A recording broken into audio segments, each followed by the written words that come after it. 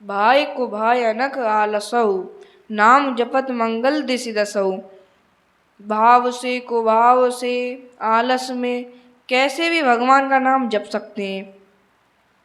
और नाम जपने से तो दसों दिशाओं में मंगल ही मंगल होता है। ये प्रभाव है नाम जपने का। इस तरह 72 चौपाइयों में राम नाम की वंदना करी और राम नाम की वंदना करके फिर तुलसीदास जी ने कहा कि रहते न प्रभु चित चूक किए की।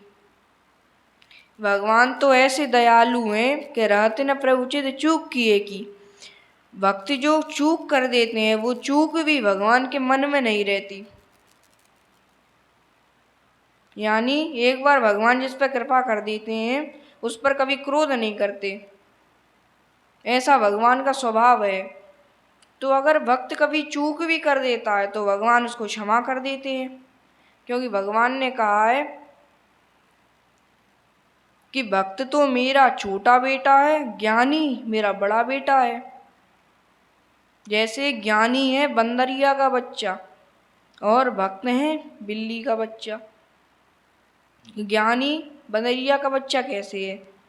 जैसे बंदरिया अपने बच्चे को नहीं पकड़ती, उसका बच्चा खुद पकड़ता है अपनी माँ को। ऐसी ज्ञानी है, ज्ञानी को सब पता है क्या करेंगे क्या होगा क्या फल मिलेगा। तो ज्ञानी को पता है तो भगवान उसे बचाते नहीं है। लेकिन भक्त है बिल्ली का बच्चा, बिल्ली अपने बच्चे को खुद पकड़ती है, मुंह से खुद रक्षा करती है। बिल्ली के बच्चे को जानकारी नहीं है तो भगवान बिल्ली के बच्चे यानी भक्त की रक्षा स्वयं करते हैं, ज्ञानी की रक्षा नहीं करते भगवान, क्योंकि ज्ञानी अपनी रक्षा स्वयं ही कर सकता है।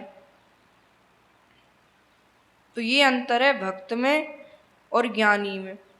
भक्त अगर कोई चूक कर देता है तो भगवान उसकी चूक होने नहीं देते, और फिर भी चूक हो जाती है तो भगवान उसे ध्यान में नहीं लाते। लेकिन ज्ञानी चूक कर रहा है तो भगवान रोकते नहीं है उसे, और ज्ञानी से अगर चूक हो जाती है तो उसका फल उसे मिलता है। तो ऐसा तुलसीदास जी ने लिखा कि भगवान के हृदय में कभी अपने भक्ति की चूक नहीं रहती है, सदा गुण ही गुण रहते हैं। एहि विधि निज गुण दोष कहे, सबय बहुर सिर नाय। बरनउँ रघुवर बिसद जस, सुन कलि कलुष नसाय। यही विधि निज गुण दोष कहे। तुलसीदास जी ने कहा कि मैं इस तरह अपने दोषों को गुणों को कहकर सबको दोबारा प्रणाम करके राम जी के पवित्र यश का गान करने जा रहा हूँ। सुनि कलि कलुष नसाए, जिसको सुनने से ही कलयुग के पापों का नाश हो जाता है।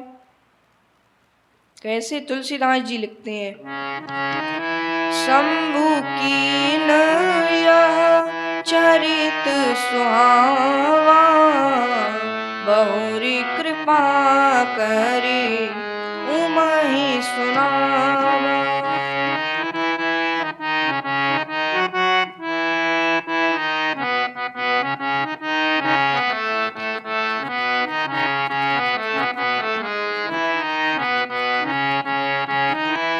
सो शिव काग भुसुंडहि दीन्हा, राम भगत अधिकारी चीन्हा।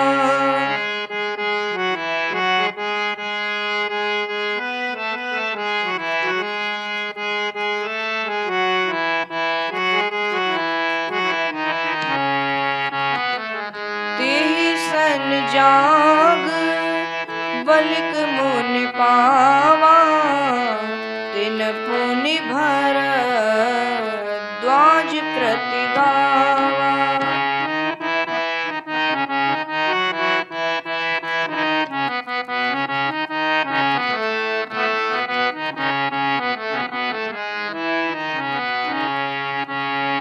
तिन पुनि भरद्वाज प्रति गावा।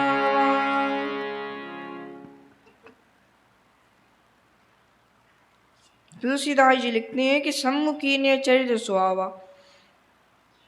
शंकर जी ने इस चरित्र को किया है जो कृपा करके बहुरी कृपा कर उमय सुनावा। सबसे पहले पार्वती जी को सुनाया। तो मेरे प्रिय श्रोताओं, यहाँ पर ऐसा नहीं है कि शंकर जी ने सोचा कि चलो मेरी पत्नी बगल में बैठी है तो उसी को सुना देता हूँ, ऐसा सोचकर सुना रहे हूँ। ऐसा नहीं है, कथा श्रद्धावान को ही सुनानी चाहिए। और पार्वती साक्षात श्रद्धा है, श्रद्धा विश्वास रूपिण। इसलिए शंकर जी ने सोचा कि पहले मैं पार्वती जी को सुनाऊं, यानी साक्षात श्रद्धा को सुनाऊं। तो तेसन जागवलिक पुण्य पावा। अब यहाँ पर क्या हुआ, शंकर जी ने रामचरितमानस रची। वो रामचरितमानस दी काकभूषुंडी जी को, काकभूषुंडी जी ने दी जागवलिक मुनि को, यानी सुनाई। जागवलिक मुनि ने भरद्वाज मुनि को सुनाई। तो ऐसे कथा चलती आ रही है। तो तुलसीदास जी लिखते हैं कि मैं पुनि निज गुरु सन सुनी। मैंने भी कथा अपने गुरु जी से सुनी। कथा से सूकर खेत में मैंने ये कथा सुनी, पर समझी नहीं तस बालपन। उस समय मैं छोटा था तो मेरी समझ नहीं आई, तब ते रहे अचेत। उस समय पर मैं अचेत रहता था, मेरी कुछ समझ नहीं आती थी। गुरुजी बार बार मुझे बोलते रहते थे। तुलसीदास जी ने लिखा, तदपि कही गुरु बारह बारा, समुझ परी कछु मति अनुसारा।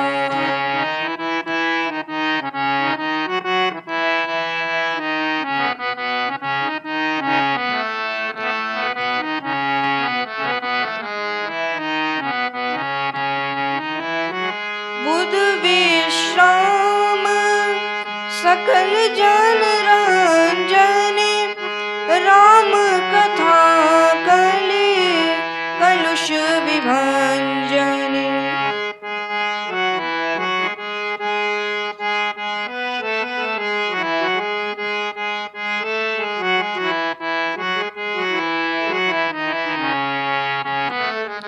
राम कथा कले पानग भरनी, मुनि विवेक पा